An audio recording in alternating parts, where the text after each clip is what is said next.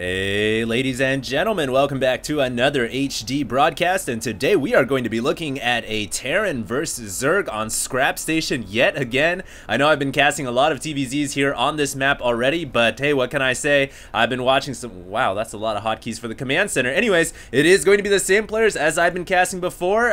For at least one side, it is going to be oGs.TheStC spawning as the Terran player, and wow, what an incredible showing from this Korean player. He is seriously one of the best Terran players I have ever seen, and if you guys saw that last game he played against Jung, he was able to just completely dominate him. Even though he lost all the main battles, he won through multitasking, multi-pronged attacks, and taking out hatcheries wherever he possibly could. So he's definitely one of those Terran players that you would fear if you're a Zerg.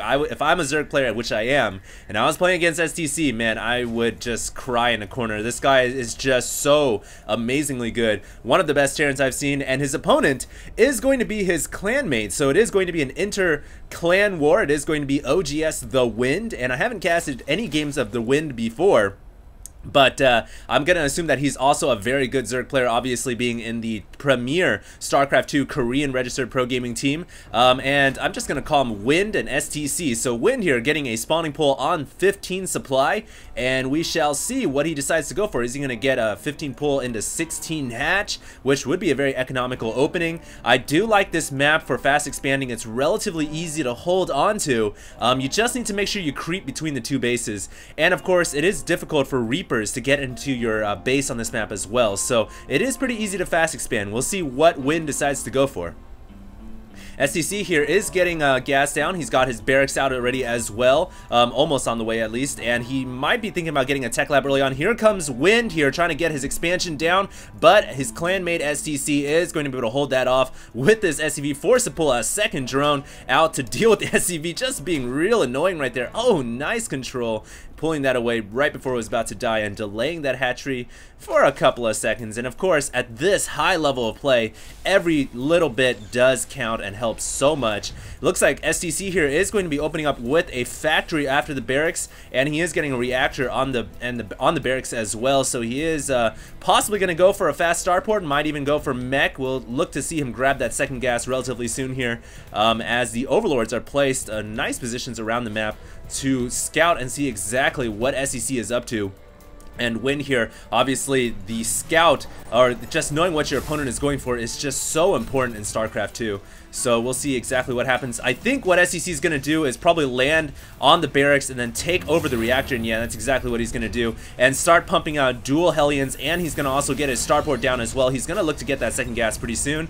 But this is going to be a nice opening for SEC because he's going to get Hellions. He's going to try to roast as many drones as he possibly can, but with the Wind getting a Roach Warren down, he should be able to deal with the Hellions relatively easily, and this is all because he has an Overlord right here, able to scout exactly and see what SEC is going for, so he should be just fine to deal with the Hellions. And of course, he did just kill a scouting SCV right there as well.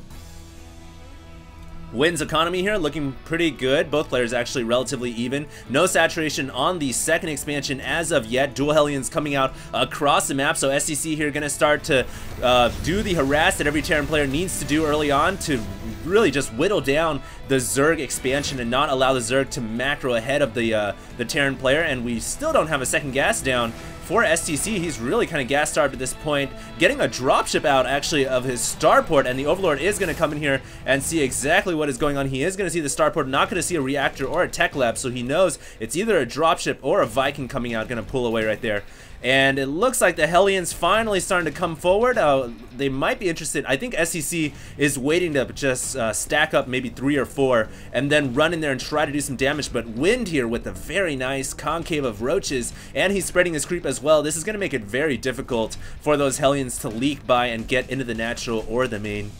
And that's why I say this map, it's relatively easy to hold on to a fast expansion. It's not easy for a Terran player to do damage. So we'll see what happens as STC here waiting, just biding his time for his Hellions to push forward. He is getting a command center down as well, so typical 1-1-1 into command center. And here we go, the Hellions ducking under the cover of the steam vents. They are going to swing right by. Where are the Roaches? The Roaches going to the back to deal with the dropship. Oh, the dropship is just a diversion as STC is going to run in here with his 4 Hellions. The dropship pulling all the Roaches Roach is back. Great play by STC here, just playing mind games with his opponent, and now the dropship can be used to evacuate the Hellions, and oh my god, so many drones getting taken out right here. This is just a drone massacre, and all the Hellions getting loaded up by the dropship as well. Great play by STC, tricking his clanmate here.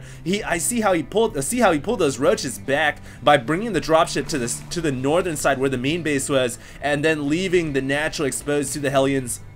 And of course, the dropship with that mobility can drop off those Hellions once again. They don't have pre-igniter, but with 4 Hellions, they can do so much damage. Another couple of drones going down, and the 4 Hellions making it out, none of them getting taken out. The Harvester count, thankfully for Wind, though, not that much lower, as he's been producing a ton of Harvesters to get back up on his feet. 48 supply count to 48, so both players still dead even, but I think SEC still has a much stronger economic position, and of course, he's got a much better defensive position. He is on the back foot right now, and it is going to take quite a bit of work for him to get back into this game.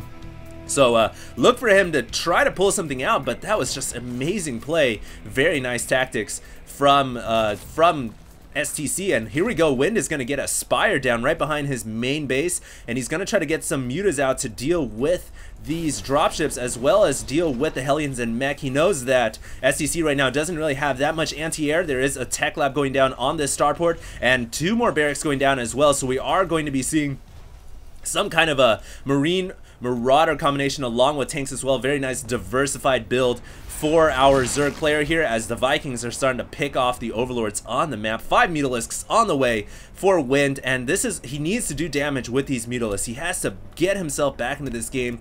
His economy is lower than the Terran players. That's never a good place to be in, and his Muta's got to control the map. He's got to make something happen. He's also pushing forward with his Roaches as well. Viking just kind of chilling up in here to do, obviously, scouting, but the Mutas are going to come out and ward that away, as the Roaches are pushing forward towards the natural expansion, but there are siege tanks and Hellions. I don't think these Roaches are going to be able to do much. STC also has a supply depot chilling right here next to the rocks, and obviously that's going to show him that the rocks are getting destroyed. Meanwhile, Muta's running into the main, about 5 or 6, and I don't think this is going to be able to do much. He's just on the back foot right now. STC controlling this game very well, and it's going to be a tough call